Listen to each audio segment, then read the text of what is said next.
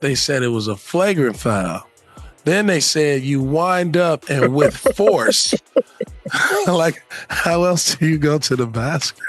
How else do you go to the basket? Should I go to the rim like this? Oh, my gosh. Because I ain't got MJ bounce, so I just can't sit in the air like this. What's up, everybody? Welcome back to the Draymond Green Show with my brother, Baron Davis. How you feeling, my dog? I'm good, bro. Just coming off my first coaching AAU win, 11 and under you. Our first tournament. Shout out to the boys, Cali Elite, LA Unified Basketball.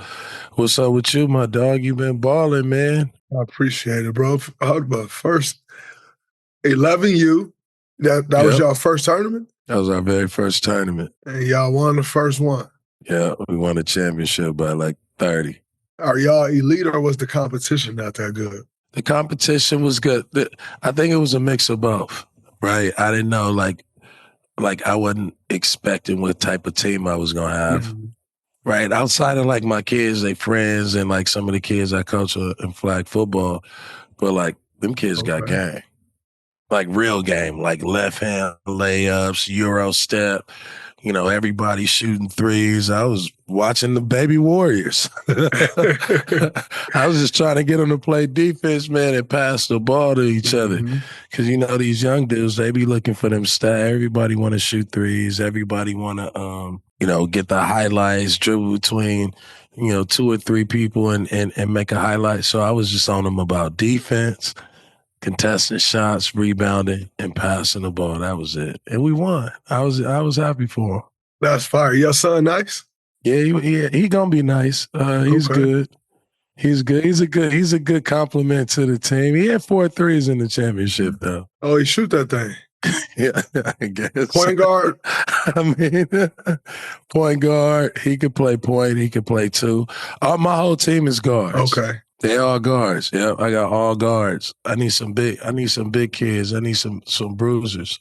I think at that age, at the age of 11, I think every basketball player should be a guard. Yep. Because even if you grow and you become a big man, to have guard skills as a big, even if you grow up and become a back to the basket big man, to still have guard skills, like in your back downs, your ball handling, like say you grow up to be a back to the, because I think at some point or another, like obviously we see what Joker's on and those type of guys, but at some point or another, like basketball going cycles, back to the big man is going to come back, and they're 11 years old and their lifetime back to the basket big man will definitely come back. And say you grow, like you're 11 now, but you grow to be 16, 6'11", back to the basket big. If you play point guard as a kid or just guard as a kid, it helps with your ball handling, but it also helps you see the floor. So say you become a guy that's double teamed, like to have that background of, but I was a guard, you can see different things, you can handle pressure differently. So I think that's important anyway, like regardless of size. All my kids gonna have guard skills and post skills. I know you defensive. I know you going for defensive player of the year, but I have to tell you, there's no guarding BD in the post. Not even Draymond Green. That's insane, BD. Not even. That is not insane. I'm a hell of a post defender. There was no way insane. You at 6'2" was scoring on me in the post. Draymond. There's no way. I'm gonna call you out when you get ready to work out to go back to camp. I'm coming in the gym, bro. Post ones. You're gonna be like, yo, I've never seen somebody with this much post activity. You're gonna throw your back out. Man, how you feeling, man? Well, I'm tired, bro, honestly. I can imagine. I'm exhausted. I'm looking forward to tomorrow, just showing up to the plane, fly to Phoenix, chill out, bro. I'm last 5 days been crazy. Crazy. We flew to Memphis. Crazy. We played in Memphis, flew from Memphis to LA. Game in LA, come home on the back-to-back off a 2-week trip is unheard of. That's back crazy. to back to versus crazy. Denver at that. It ain't like they gave us like some garbage. They Denver on back to back. No, I got the heat. Yeah, I got Man, heat coming. that was and then obviously then having a 5:00 game, 5:30 game today came fast as hell. Those are the worst games ever. People don't understand how off your grind, off your schedule you are with those type. Those in the 12:30 games. Throw your whole schedule off. 12:30. It's like there, smack in the middle of when you would be napping, so you kind of can't get a nap. Like it's weird, man. It's weird, but nah. So honestly, I'm tired, but nonetheless, outside of that, I feel great. I think just competing at a high level. I feel great, brother. I'm healthy. Covering, you covering, flying around, talking shit. Think you got your nightmare thing? You working on your nightmare? Your finishing move? I'm waiting on a nightmare opportunity. I'm waiting on a nightmare opportunity.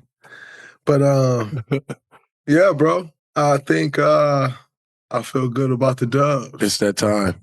I feel good about the Dubs. It's that time of year where like, oh man, it's like how many games left? You thinking like that, but like man, we gotta put our heads down and start mining these last 4 games, right? To see where we shake out, and then you get that new life. And guess what?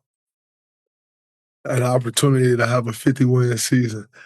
I used to, I'll be honest, there was a point of time in my life, not long ago, where I took 50-win seasons completely for granted. Yeah. Oh, yeah, like for sure. Wins, whatever. We got an opportunity to get to a 50-win season. I'll take it. So we need to win these next 4. But before we get into the show, remember to subscribe to the Draymond Green Show with Baron Davis so you don't miss any episodes. And don't forget to follow us on all social media at Draymond Show. All right, Dub Nation, what's happening? The Rockets, that game was very physical. I saw that flagrant foul call. Oh, my God, that was wild. I've never heard someone winding up to make a layup in front of somebody.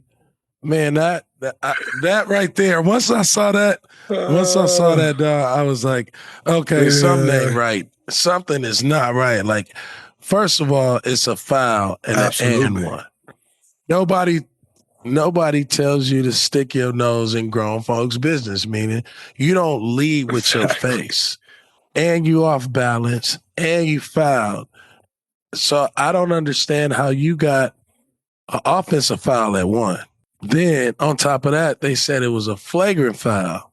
Then they said you wind up and with force. Like, how else do you go to the basket?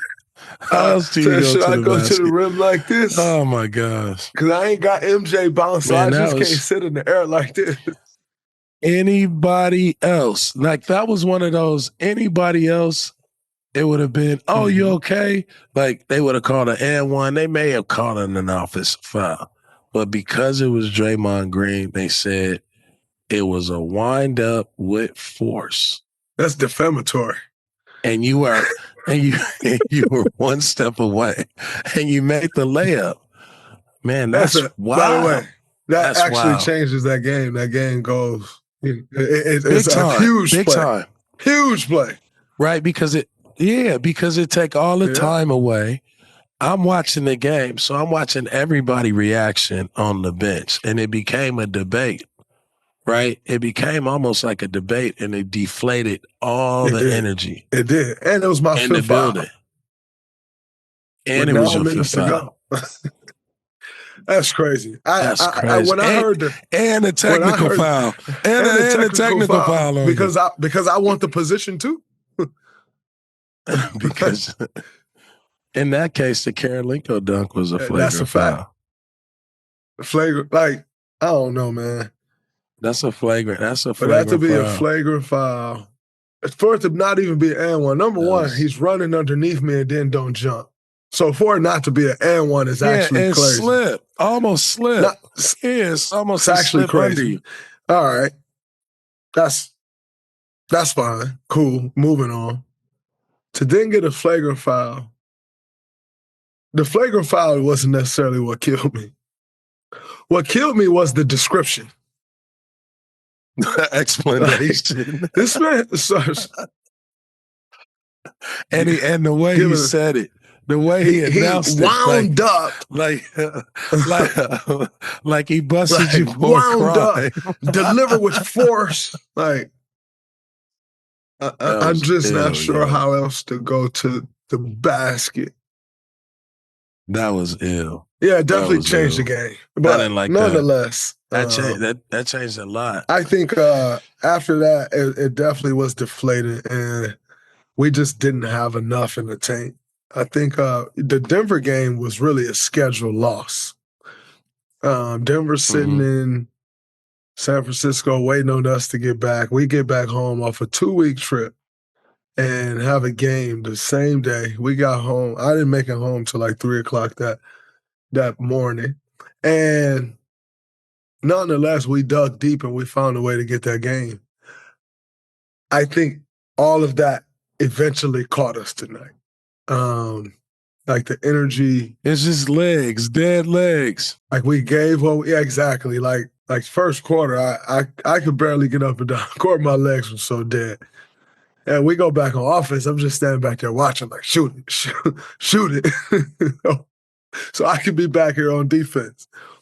But it was, nonetheless, though, you got to give them some credit. They stepped up. They made some big, They made some big shots. Jalen Green had a really good game.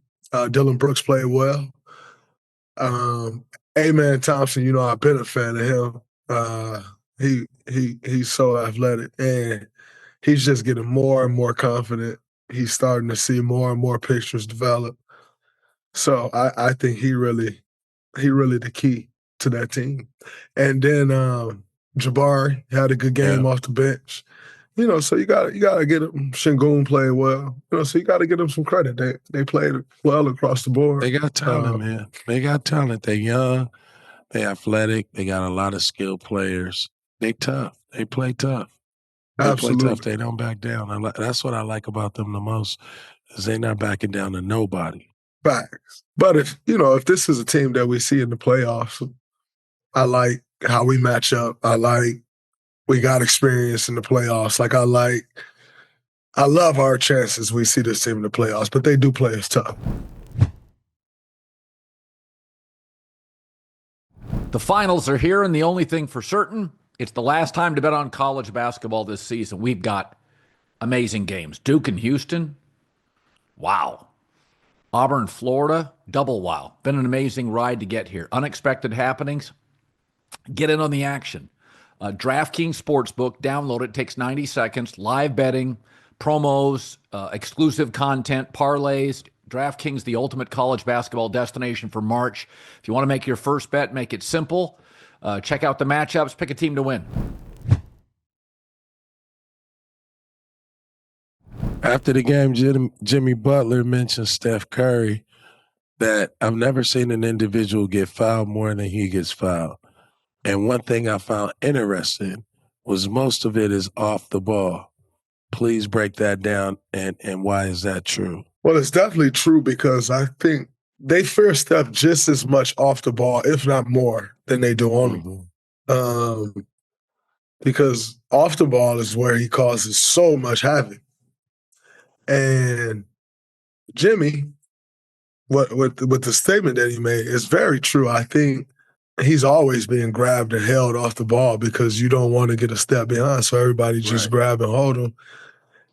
And, it's interesting because Loon got an offensive foul tonight where he was going in for the screen. And Loon said something to the ref, and the ref said something back. I said, yeah.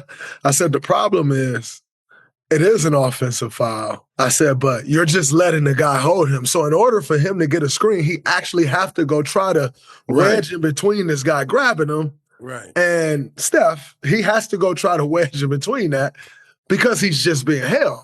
So yeah, you can call an offensive foul every time, but if he's just going to hold him, then what is he to do as a screener? You know what I'm saying? Like, you really can't get a clean screen because he's just grabbing and holding him, and you're not going to call the first foul. Right. So, no, Jimmy's is 1,000% true. Like, Steph gets fouled more than anybody. And yeah, it is oftentimes off the ball because as soon as he take off, if you're a half a step off his body, it creates a domino effect because all he needs is a half an inch to get the shot off, and it's a great look. So they just grab and hold him. And he just keep moving, and they just grab him and hold him and hold him. It's interesting. It's definitely interesting, to say the least. Yeah, my goal for Steph in the playoffs is 10 free throws a game.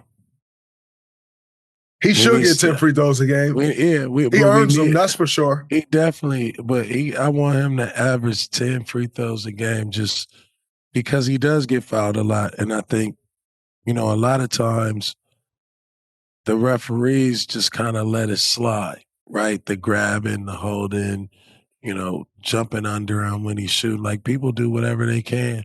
And sometimes they let that go because you're greatness for capacity outside of, no contact. You can't hit a shooter. You can't have contact with a shooter. You can't grab somebody coming around the screen. And when I watch the game, he get bumped, held, grabbed, pushed off his mark more than any shooter that I've ever seen in the league not get those fouls. The next 4 games. One second. One second. Bobby. I think Steph also gets punished for 2 things. One is he don't talk to the referees. Right. Like, so they know they're not going to get cussed out. They know he ain't going to say much. He may say something every now and then, but he don't say anything. And I think that actually he gets penalized for that. Mm-hmm. I also think he gets penalized because he's not a flopper. Right. So he don't flop to sell calls. And so it's almost as if, he not getting fouled, or it don't matter because he ain't showing that he getting fouled. And I think in this league, we reward flopping. Mm-hmm. And we put a flopping rule in that you never see get called. Right. Like, the flop never gets called, ever. It does not get called all year, but it's actually a rule, but we reward flopping and flailing in this league, and Steph does neither. And so I actually think it doesn't really hurt him because he still do what he do, but it hurts him as far as getting the call and getting to the free throw line because he don't flop and he don't sell the calls. Yeah, speaking of Steph, y'all been locked in. Steph been locked in before this Rockets game, of course. 52 points versus the Grizzlies, 12 threes, 37 points against the Lakers, 36 against the Nuggets, 7 threes. He got an edge right now, right? You see Steph locked in. What does that mean? Like, what are you seeing on a daily basis that's getting him hyped up for these games? Especially on your run. What's changed in Steph? I think he said it early on. I think number one, him being forced to take that week off helped. Mm-hmm. Just to kind of get your legs back underneath him. But number two, we right in the thick of things. Like, we right in the hunt. Right. We kind of we control our own destiny, like, to guarantee ourselves a playoff spot. He said it a few months ago, I just want to play meaningful basketball. And after every game, he'd be like, he'd look at a couple of coaches and he'd say, meaningful basketball. And so I don't think it's necessarily something that's hyping him up per se, more so than the opportunity to play meaningful basketball games that really mean something. And like us going to the playoffs is a very realistic thing. Like, so let's, you start to ramp up to that, getting to that level of where you need to be in a couple of weeks. And so I think, it's just kind of that time. Like, He definitely been locked in. And Steph also, we all do. I don't with the pod, but you get to a point to where you put everything else down and it's just like, all right, it's just this now. And, it's around that time. So it's that time. He definitely locked in, playing with that edge and focus, just like what matters is the games. And it's showing. Yeah. I think he's making an argument to snatch that last spot on that All NBA team, first team, putting up a real case. So absolutely, especially just the year he's been having and the consistency. How we talk about the importance of consistency, and how much we value consistency throughout the year, and also the growth. And so, finishing the year strong is going to be super important. And this last week of the season is even more important because you got the Suns, the Spurs, the Blazers, and the Clippers. Everything that's happening with you on the floor when you guys play, when you don't play, is really going to determine who's going to be 4, 8, 10, right? Mm-hmm. What is the team thinking? How are you looking at this week? What does this last week of the season mean to you? Well, obviously we are in prime position to not only get in the playoffs, but we could possibly be the third or fourth seed, like possibly get a home court series to start the playoffs, which a week and a half ago wasn't even a realistic goal. Facts. But things happen. Memphis lost some games. Denver lost some games. Lakers lost a couple games. And that's a realistic thing now. And so I think that's the focus. And the focus isn't like, we're not like, yo, let's get to 4, let's get to 3. We're just like, yo, let's win every game. Right. Like, control what we can control. What we can control is winning every game. And so that's the focus, man. Going into Phoenix, they coming off a long road trip. I think they've lost quite a few in a row. We want to, when a team is down, you got to step on them. You know what I'm saying? You don't want to get that team life. And so that's got to be the goal there. The Spurs, that's got to be the goal. Like, you got to win the games that you're supposed to win. We're supposed to win that game. You got to take care of business. You go to the Blazers. They playing a lot better basketball as of late, but that's a game that we're supposed to win. You got to go win the games you're supposed to win. And then the Clippers. It could wind up being y'all in the Clippers. I said that. Remember I said that the Clippers, it could wind up being y'all in the Clippers. So that could be a good snapshot of what you could see in the Western Conference Finals. The way both teams is playing. 1,000%. And so, that's a game they coming into our place, and a game that's going to mean something for sure. Right. And we got to take care of business. So, I got it. 4 games that, not easy games, but no game in the NBA is ever easy. But power through. 4 games that we buckle down and go get. Yeah, that's the goal. Power through. I'm gonna show up at that Clipper game for sure. I got to be at that game. That's gonna be a super important game, especially the last one of the season. I'm looking forward to that one. I will be in the building. Then we could check Mesky out. Yes, let's get some Mesky. Celebrate the season. Also want to congratulate you, bro, on winning Defensive Player of the Month. I appreciate that. Started this pod together. I've been campaigning for you to be Defensive Player of the Year. You've been balling. You've been playing your ass off on the defensive side. I'm talking about showing up like a Defensive Player of the Year is supposed to show up to win your second Defensive Player of the Year. Like, talk about that. Like, how is that motivating you, especially these last 20 games, right? The last month and a half is just, you stepped it up a notch, right? Mm-hmm. A couple notches. Talk about, Defensive Player of the Year and what that means to you and how that motivates you. To have the opportunity to just put my name in the hat to compete for is everything. It's extremely motivating. You know, these opportunities don't come around all the time. And I think, you know, I felt like all year I was having a first team all defense caliber type of year all year anyway. I think our defense, regardless of what's happened this season, throughout the different parts of the season, I think the one thing that was constant was our defense was good. We've had a top 10 defense all year.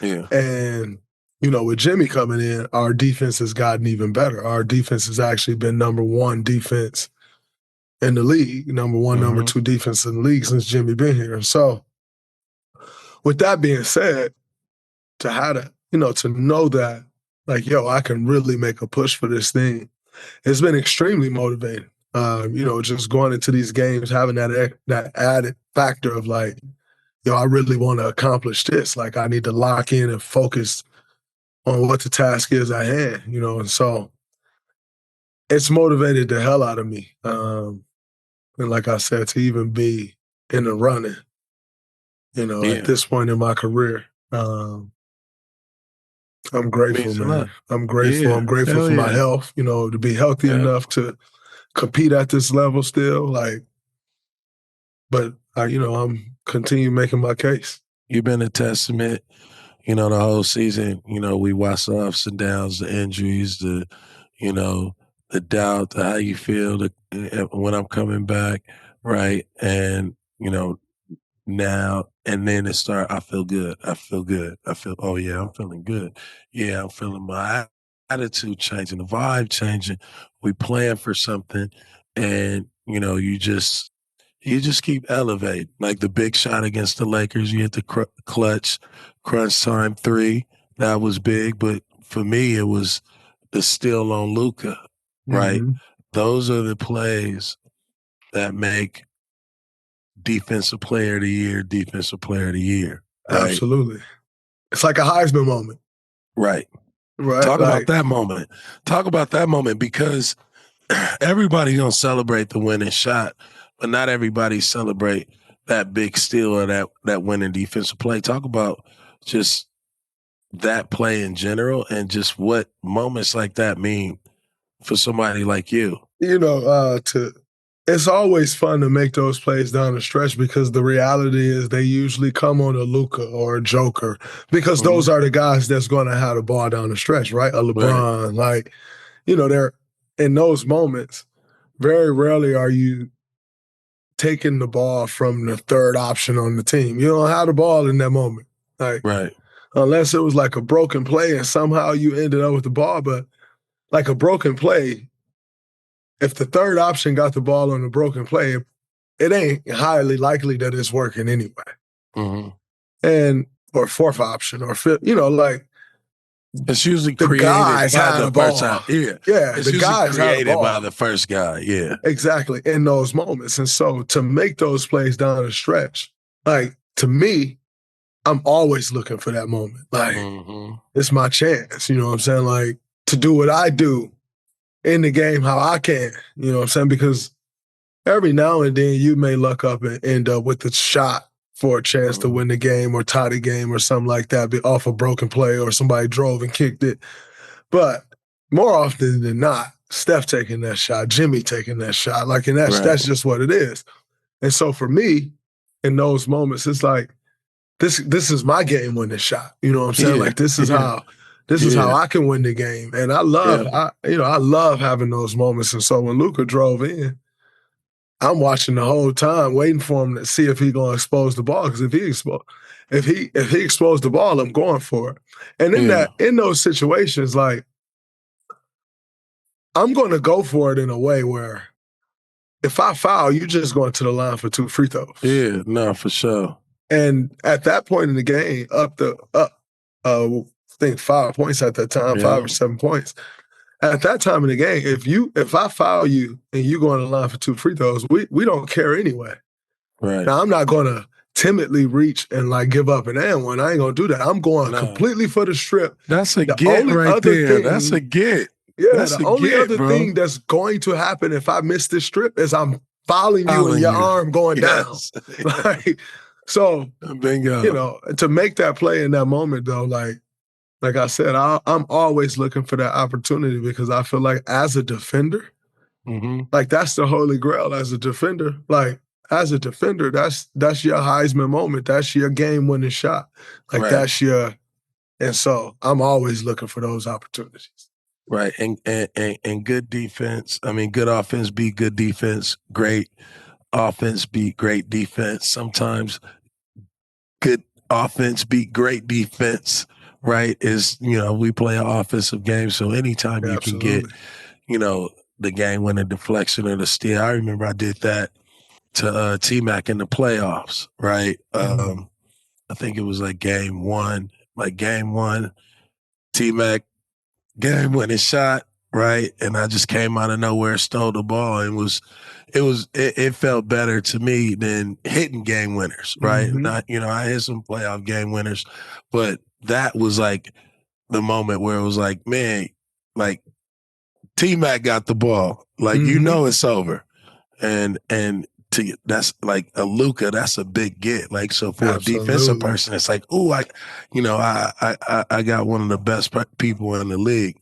It's just a big notch, and a nice big pat on the back. So 100%. I got Joker brother. before for the game. Yep. In Denver, I just got Luka. Come on now. Like it's always fun to make that play against some of the greats, man. Like, come on, man. It's always like it's hard. That's what make them great. That's what make them great. That's what make them great. So I was happy as hell to get that ball. Like that's hell yeah. In LA, the stars is out. Like the star, everything. Man, that's one of the ones that you like. That was a high ticket right there. That was a high ticket. No, I was hype about that. You know what else I also like about the Dubs is how big Kuminga and I call him P. I call him Warrior P. How they've been showing up. Yeah. Right. Both of them boys. Even Mosey. Even Moses, he been showing up. But those two in particular, these last 3 games, they've been really aggressive. Right. And also aggressive on the defensive end, getting deflections.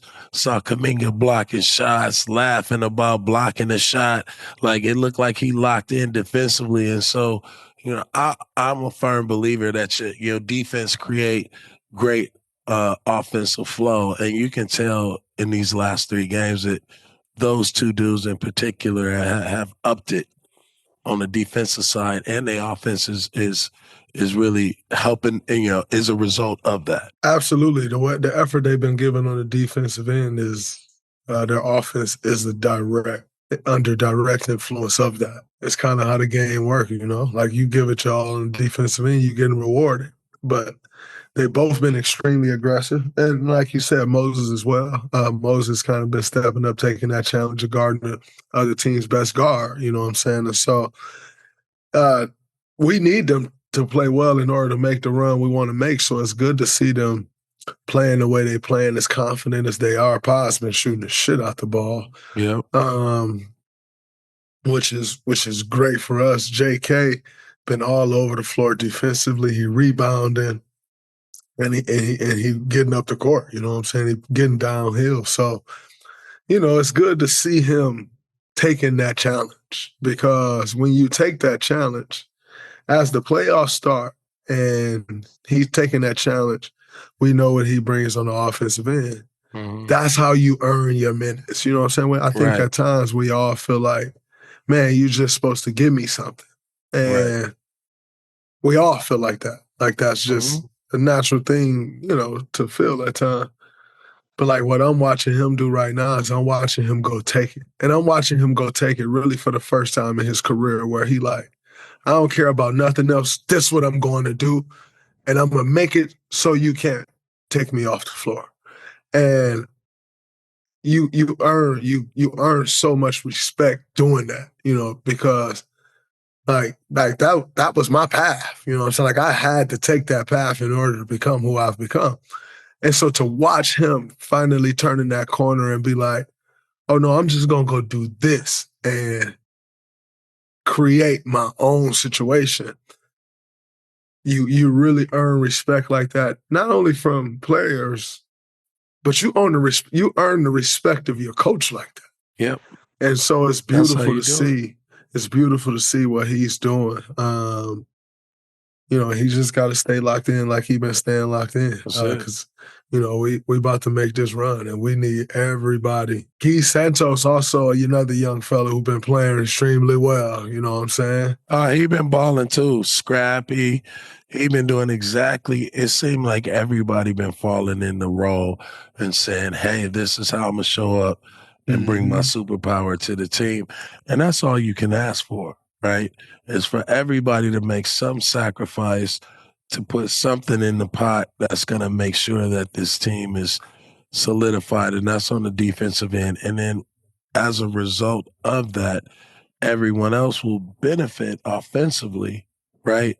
Because you have superstar players on your team and unselfish players on your team. 1,000%. So it's the young fellas playing well, man.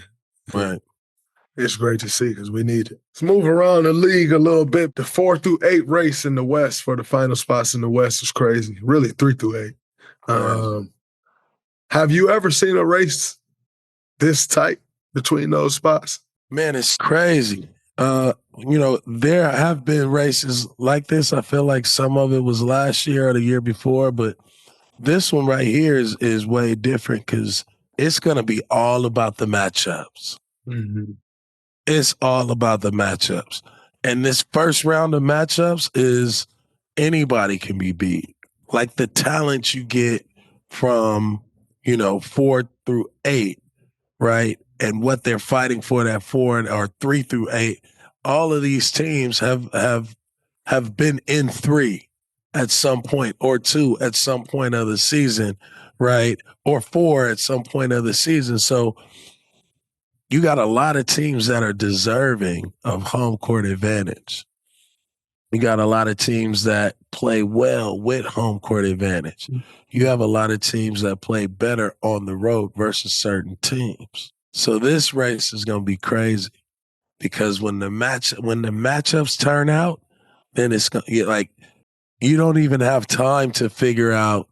Like I remember when we were fighting to get in the playoffs for We Believe, it was all predicated on what Dallas did. So they can take a night off and say, oh, we'll lose this game because we want to play the Warriors.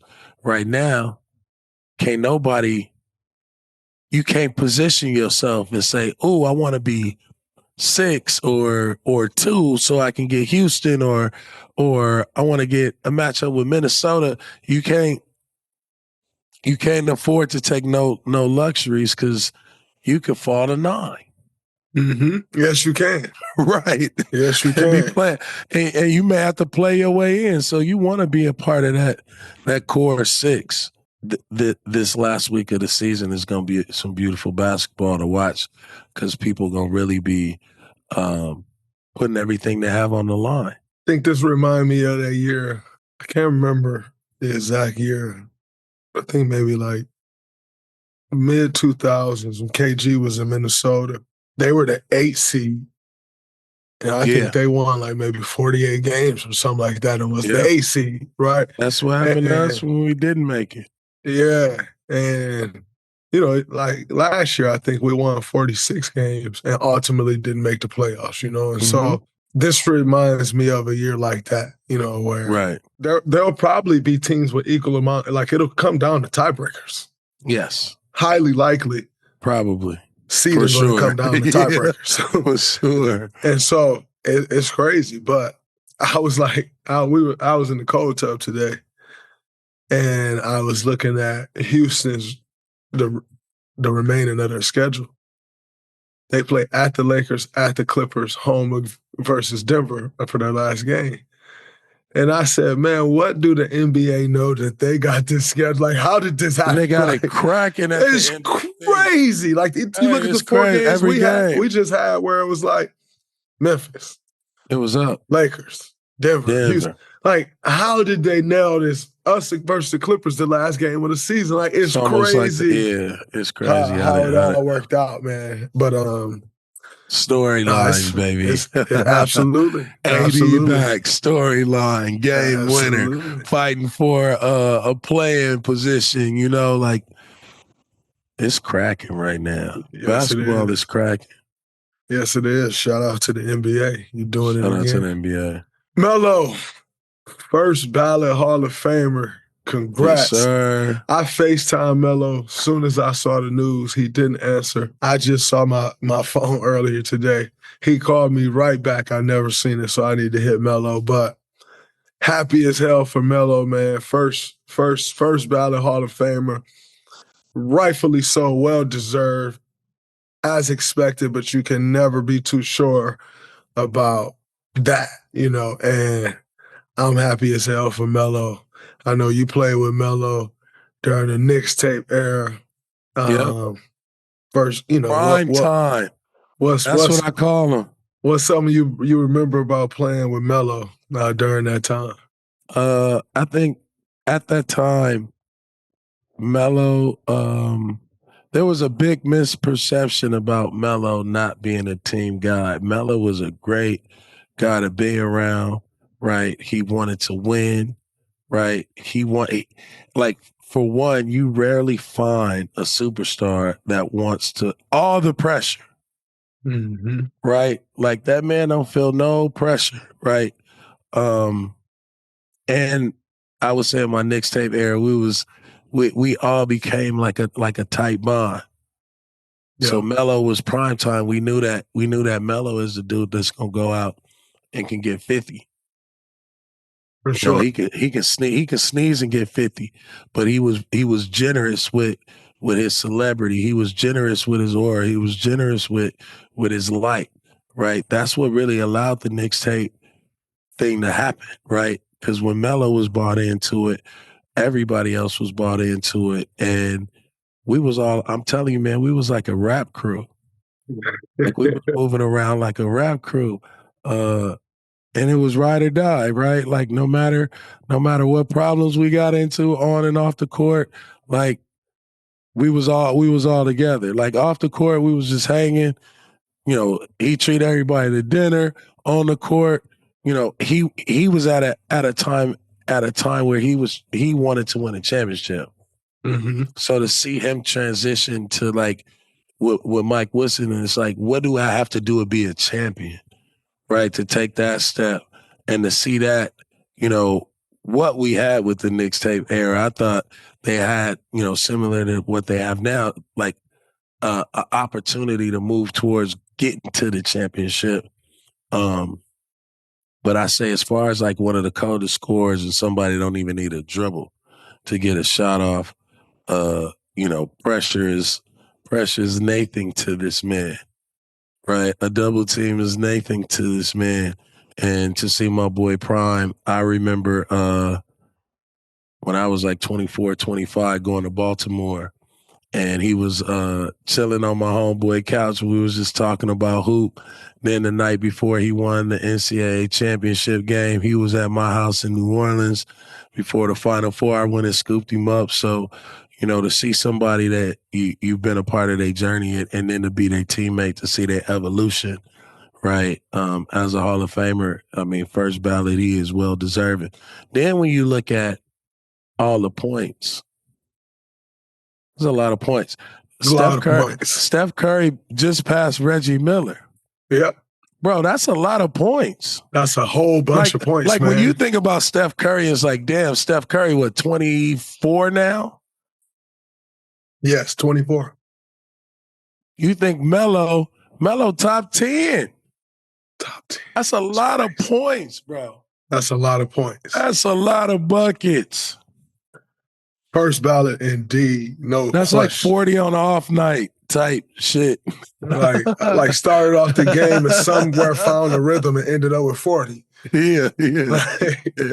Could have had 0 in the first quarter or 2 in the first quarter, just didn't have it going, and then went to the free throw line a couple times and was like, wait a minute. Yeah. Bow. Like, yeah. Now, I had the opportunity, obviously, to play with Melo in 2016 with Team USA, and that was our OG. That was our vet. I think that was Melo's fourth gold medal, third gold medal, third or fourth gold medal. Let me see, he won in 08, 12, 16. Yes, but it was his fourth Olympics because he played in 04. Right. And so, that was our OG, man. Melo was in the mix with everything. He telling us what to expect against certain teams, you know what I'm saying? Yeah. Because that was my first Olympics, and so he was in the mix and he scored the basketball. Man, Melo scored in the Olympics. Obviously, Melo scored in the NBA, but Melo was Team Olympic scorer. Yeah. Which is a different thing. Like that means you on the team with LeBron James, you on the team with Kobe Bryant, you on the team like Kevin Durant, and they're saying this is the one we're all picking. Like this is going to be our team scorer. Like that says so much, man. Yeah. Like this is Team USA. That's the best basketball team in the world, and Melo was the go-to scorer. And so I think like just even with that, I'll never forget we had a little situation, and we had a little situation in Brazil. And after the little situation happens, we have like a 2.5 hour meeting. And I call him Doc, Mr. Colangelo, Jerry. I call Jerry Doc. So Doc, and we're up there meeting. Coach K say something, and then Doc's just up there going, and he going on and on and on, man. And we all just sitting there, taking it on the chin, whole team taking it on the chin. We all sitting there taking it on the chin. Finally, after like 2 hours, Melo was like, "Hey, Jerry, we got it. We all grown men. Yeah. We got it. Let's move on now." Jerry, like, this happened again. Guys gonna have to go home. You're gonna be kicked out of the Olympics. Yeah. And we just sitting there, everybody like, all right. Nobody saying. Finally, Melo, OG, Melo was like, all right, Jerry, we got it. Meeting ended right there. That was the end of it. That was it. All right, That's Jerry, all we you got it. needed. We all grown men. We good. That was the end of it. So, I've had, just and having the opportunity to share that experience with such a great like Melo, man, well deserved. An interesting that topic that had yes. That jersey about to get retired too with the Knicks. It's definitely getting retired with the Knicks, and I think it also should get retired with Denver.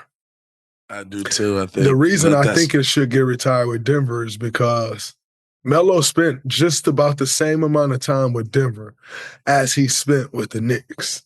And what he did in a Denver Nuggets jersey, like Melo, when you think of Denver Nuggets and the baby blue jerseys, you first think of Melo. That's it. Because Melo made that like culturally cool. Yeah, he was like the person making the Denver Nuggets culturally cool. And had a great start to his career with the Denver Nuggets. I think with the Denver Nuggets, Melo scored like 14,000 points or something like that. Like, it's crazy. Like, definitely deserved to have his jersey retired. And I know, everybody's like, oh, but Joker got the number and he should get it retired. Just like other guys are grandfathered in. He grandfathered in, and his is getting retired anyway. Right. But both things can be true. Both guys can have their jersey retired. I think, if I'm not mistaken, I think there's a jersey at Michigan State that's retired. The number's retired twice. If I'm not mistaken, I'm almost certain it is. And this is a case where that should happen. Definitely should get retired with the Knicks. And the one thing, the one argument that people will try to use versus the one argument that people will try to use versus Melo in Denver is that, but Joker got a championship, Melo ain't win a championship. Denver wasn't just winning championships and but they won't necessarily use that with the Knicks, right? They won't necessarily use that with the Knicks because the Knicks haven't won in so long. But man, forget that. Melo jersey should be retired in both places.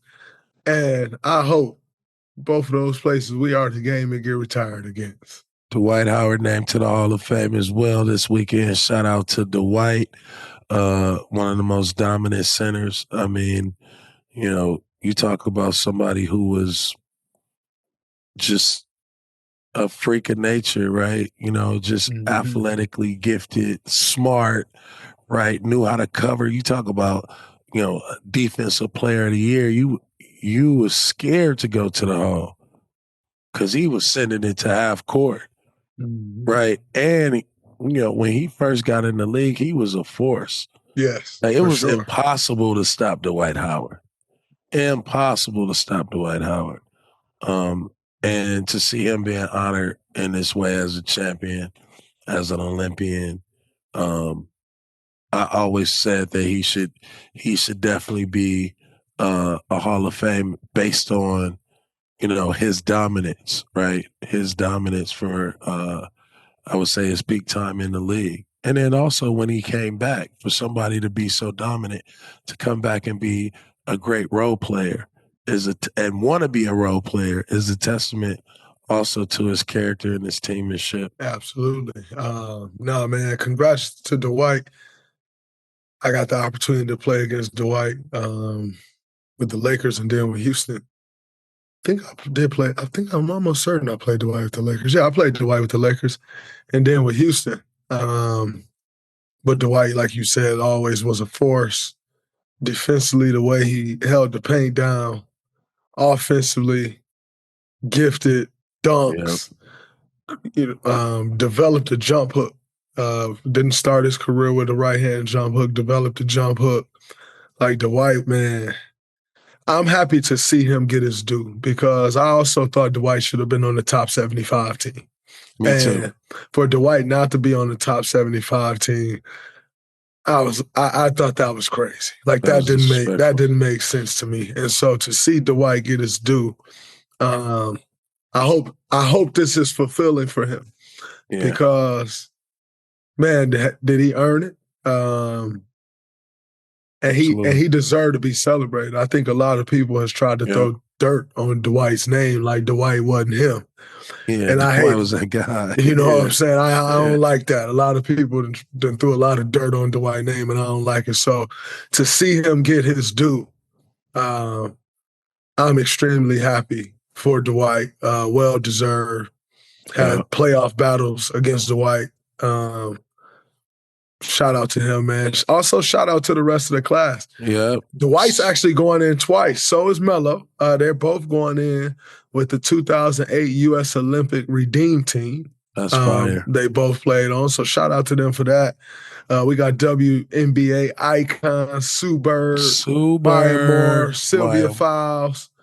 I also had the opportunity to spend time with all three of them. They were all three on the Olympic team in 2016, you know, so shout out to them, well deserved. Coach Billy Donovan is going into the Basketball Hall of Fame.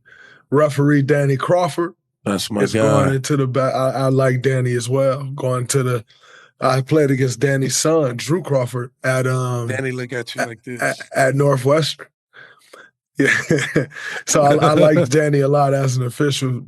Danny's going in, and last but not least, the owner of the Miami Heat organization, Mickey Arison, is going in. So well deserved. Absolutely. Congratulations to the 2025 Basketball Hall of Fame. Incredible. Can only hope to one day experience that. You will. Shout out to them, man. That is incredible. Job well done, ladies and gentlemen. TV timeout. Steve Francis has some choice words for you recently. He said he would beat you in one-on-one. Do you think BD can see me one-on-one? Why don't y'all just go play again? Since everybody want to hoop now and play Well, again. everybody want that war. That's an LA and DC thing. So if BD want to see me, BD, you know where I'm at. I see. So who winning one-on-one? He said he would body you. You was too I'm going to go small. glass on him. Glass? Left-handed? Glass? What is your response to that? Oh man, come on, man. Hey, and the funny thing is all weekend he done called me about 17 times with about 8 people on the FaceTime, like line it up. Like, man, come on, don't play with me, bro. I'm not the one to play with when it comes to ones. I mean, he know that. Ask him. Are you in good enough shape right now today It don't to matter. play one-on-one versus Steve Francis and beat him? I'm in better shape. You see me getting in better shape. I see you slimming down. Yeah, you see me starting to slim down, man. All I need is 3 weeks in the gym. Nobody can guard me. Okay, so how can we set this up? Like, what needs to happen? Man, What needs to happen to set up you versus Steve Francis in one-on-one? Because he called you out, BD. That's cool. What needs to happen? How much money need to be on the table? Man, put the money up. How can we make this happen? And we can play for a pack of now-laters, bro. I ain't tripping. It don't matter. You can play. Do you want to play play up? You can put a now-laters up. Me and Steve Francis, he was not serious. That's what I'm trying to tell you. So he don't want to play. No, he's not serious. He don't want to play. He just reminiscing from when we used to play against each other, right? And Steve Francis know what time it is. I ripped Steve Francis at half court. You get ripped at half court, you tired. You get ripped at half court, you tired. Shout out to Bassy. That was my favorite. One of my favorite movies of all time. Steve, you know you don't want this. Tired. You ripped him at half court, BD? Come on, man. Ain't nobody playing. Come on. Ask him. In Houston. I ripped Darren Williams in the NBA Finals at half court. Maybe even behind half court. Yeah. You get ripped at half court, you tired. It's tired. So do you want to play him, BD? You saying he don't want to play, though? He don't want to play. I don't really think he want to play, but what if he do? Then that's an easy win, bro. No, so will you play him if he really want to play? Yeah, I would play him. Draymond, do you know what I would do to him? I would just back him down and lay the ball up over the rim. Same thing I would do to you. That's crazy. Don't do that. Stay in your weight class. I gotta lift weights. Stay in your weight class. Give me you boxing out your weight class. Stay in your weight class, BD. Bro, you boxing out your weight class. Hakeem Olajuwon said it. From the man himself. From the man himself. Dre, I'm going to get you right to the summer. Post game. That's fine, but that ain't working. One dribble, Danny Manning jump hook. 2 dribbles, Danny Manning jump hook. 2 dribbles, spin, dream shake, fade to the post, up and under. You know what? I'm going to sing you the highlight packet, bro.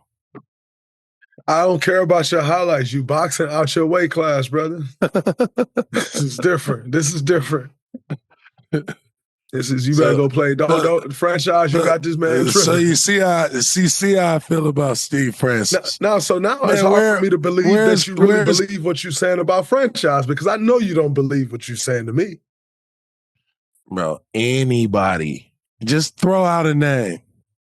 Draymond Green. Not even a chance one-on-one. Throw out another name. Stop it. They should put me at the halftime one-on-one. I should be in that. Right now. Man, stop it. Who can guard me? Who can't is the question. Who can guard me? You the cone on offense. who can guard me? Ain't going around no cone. You the law.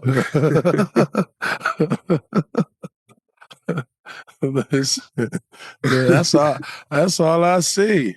I was seeing people was cones before they even had cones. I was using real people as cones. Yeah, now you the cone, can't go nowhere.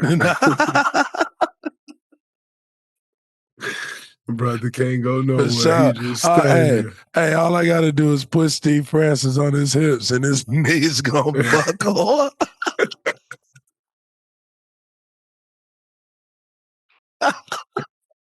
Oh, franchise, don't take the disrespect. He Can't barely take the walking disrespect, right. franchise. He can Wow. barely walk standing up. Franchise, you can't take this disrespect, Hey, he man. brittle. Hey, Dray, come on, man. You know how we get out. It's defense first. He brittle. He is brittle. That is He is brittle. He is brittle, dude. He old. Come on, man. Oh my God, this is crazy. We 40 plus. He old. I'm not old. He's old. He's brittle. Man, I push him on his head one time.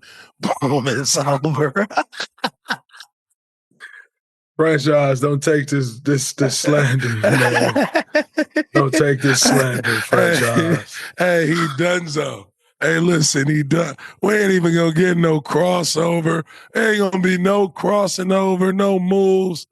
As soon as he make his first move, I'm gonna push him. Game over. you win by disqualification. He can't continue on. How many fouls I get? How many fouls I get? That's all I need. That's hilarious. But I play you one-on-one, bro. I'm not. No, don't do that. Don't waste your time. We gonna play. No, we gonna play one-on-one. All posts. Perfect. All posts. High post, low post, from the wing, and then we gonna let everybody in the nation know how bad I beat you. Draymond won that spot 5-1. The next spot 5-0. Next spot I just sagged all the way off. Gave him a couple minutes. 5-2. Not saying you Aaron Gordon, but Aaron Gordon, he did the same thing. He was like, OG, I want to work out with you, I'm trying to get right, get my guard skills right. So I was working him out. But he was really like, man, I want to, I'm going to be playing a little bit of guard, so I need to guard a guard. I was like, man, like, what, you want to play one-on-one? He was like, yeah. I was like, all right, let me get 2 days, right? Ask Aaron Gordon. He was my last victim. I'm trying to think who else was a victim of mine. Well, your clock is ticking. I'm giving you 2 months. Hey, Dub Nation, cast your vote. Who do you think is going to win 5 spots, all posts? I just gave Draymond. I just gave you a 2-month heads up. A 2-month heads up you got. So that should be enough time for you to. I gotta go get me some old man muscles and shit. Yeah, good luck with that. But even more so than that, franchise said run the ones. He called you out. That's crazy. And you scared. Run him, unbelievable. Bro. Run the thing. Way to call him out, franchise. He don't want no smoke. Stall him out, Debo. Man, franchise got to be able to walk when he's 60, bro. Debo. Debo Francis, stall him out. Steve don't want that, man. Nobody do, really. If I got 2 months to get in shape, nobody's beat me. There it is. Nobody's beat me one-on-one, bro. You got the 2 months. Good luck. Why not? I want to work out with the dudes in the league. I've been watching, and I'm like, I got hurt. I wish somebody would have retired me and been like, damn, dude, I can't keep up with him. But it ain't never happened. Well, it had to happen. Nah, I just missed the boat. The boat just passed. The ship sailed. Nobody was watching like, damn, BD ain't got it no more. It was never that. It was just, they was just stop thinking about me.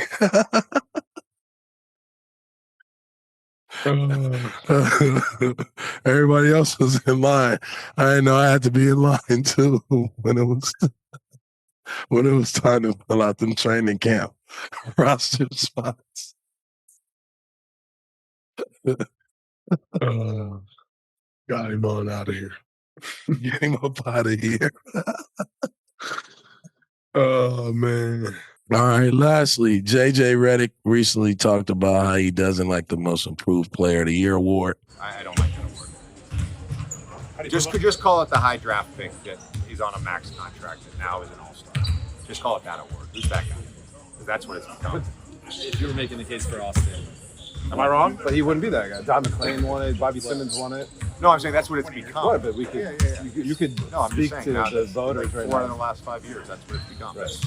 I don't think that's the spirit of the award. Because what it represents nowadays, calling it a high draft pick on a max contract, but now he's an all-star award. Do you agree? So when JJ said this, I was like, man, JJ must have woke up on the wrong side of the bed. I saw the interview, and it just looked like he said it out of nowhere.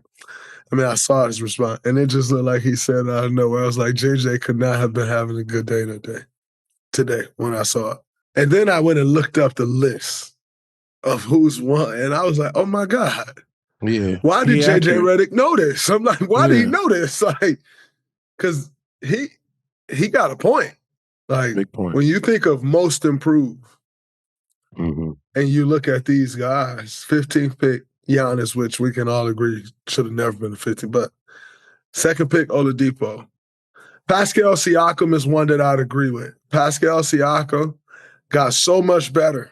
I remember playing against Pascal Siakam, and I was like, why? Like, I don't understand why the Rockets got him at the 4. They kind of playing him in the corner, but he can't shoot. Like, and then he came back the next year and was nice. And I was like, oh, man, like, wait, how does dude get this much better this fast? He made a big leap. And so Pascal Siakam, cool, great, I agree. Brandon Ingram was the second pick, Julius Randle, 7th pick, Ja Morant, 2nd pick, Lauri Markkanen, 7th pick, Tyrese Maxey, I can agree with. 21st pick, did not play as a rookie. Like, I can agree with that. But like outside of that, I agree with JJ. Like, yeah. He makes a great point. You can't. I don't think you should be a lottery pick and be able to get most improved player. I think that should go to really second round picks. You know, people. But the one thing about Brandon Ingram that I do like is it took him a while to get there. It did. It did take him a while to get there. You know, but even he was the number 2 pick, but it did take him a while to get there, and he showed for sure. improvement, and he showed a big leap. I think the same thing with Ja Morant. Like he made it's almost like you got to make that big leap, that big step. But when you're a high draft pick, that's what's expected. That's expected. Like they drafted you that high for a reason. So you I mean, it's just it's an award that should go to. They should do a little bit more research. Yeah. Right? Like it's deserving for someone who made a big leap that didn't even get the chance, or somebody who like was a second round pick or a late first round pick that, you know, all of a sudden like got an opportunity to play and like made something out of that situation. Like being a high draft pick, being an all-star, like that's what you expect of yourself. That's what expected of you when you're a top 10, you know, top 15 pick, really a top 10 pick, right? It's expected to be an all-star. That's why they so to win most improved, like, you know, that is, I don't know. It should be defined. I mean, they should just redefine all these awards because the accuracy is JJ was on point with that one. I got to give him credit. He got his shit off with that one for sure. Who you got winning the championship tomorrow? You got Houston, maybe. Florida. You got Houston. You got Houston. Let's place a little wager. I'll take Florida. Those Kelvin Sampson is my guy. That's my guy. I'm not going against my guy. I really want to see Kelvin Sampson. Actually, I mean, I'll take Florida for the sake of betting, but I'm rooting for Kelvin Sampson. Yeah, I'm going for Houston all the way.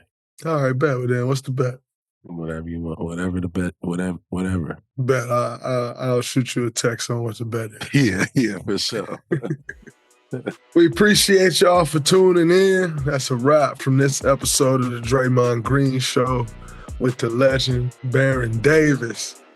Until Yeah. next time, folks. Peace. Peace.